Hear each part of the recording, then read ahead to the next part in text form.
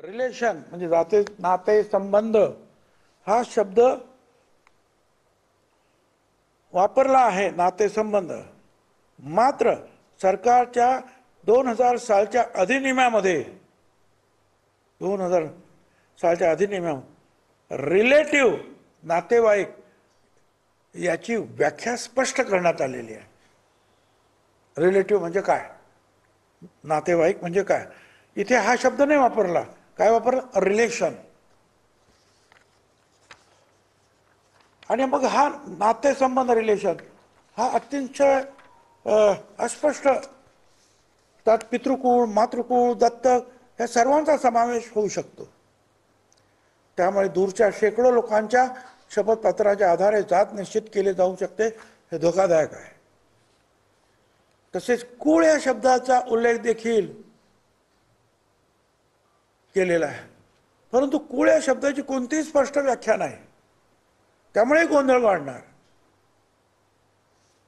केवळ शपथपत्राच्या आधारे जातीचा निर्णय घेणे हे भारतात कुठेही मान्य नाही.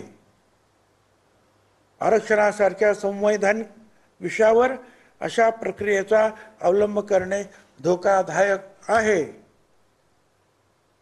आणि म्हणून त्या सगळ्याचा विचार करून 2/9/25चा निर्णय जो आहे त्याच्यातली संदिग्धता दूर करावी किंवा मागे घ्यावा, अन्यथा राज्यामध्ये तणाव आणि अराजकता निर्माण होण्याची शक्यता आहे. हे पत्र आम्ही काल त्यांना दिलेलं आहे.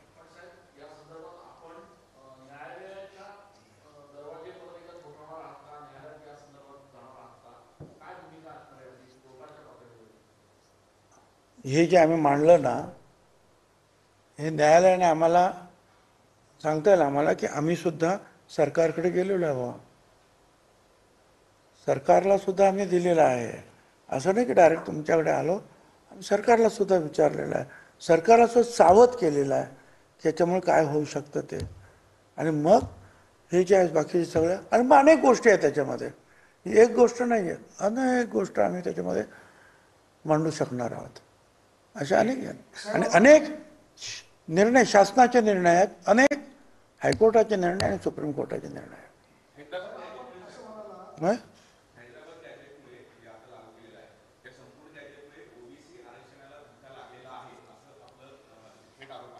आताचा जो शासन निर्णय काढलेला आहे, पूर्वीचा एक काढलेला होता की शिंदे समितीने ज्या तिकडे जाऊन त्या नोंदी तपासाव्या, तो मान्य केला मंत्रिमंडळामध्ये आणि त्याप्रमाणे त्यांचं काम झालं. मी तुम्हाला सांगितलं किती मिळाले ते त्यांना.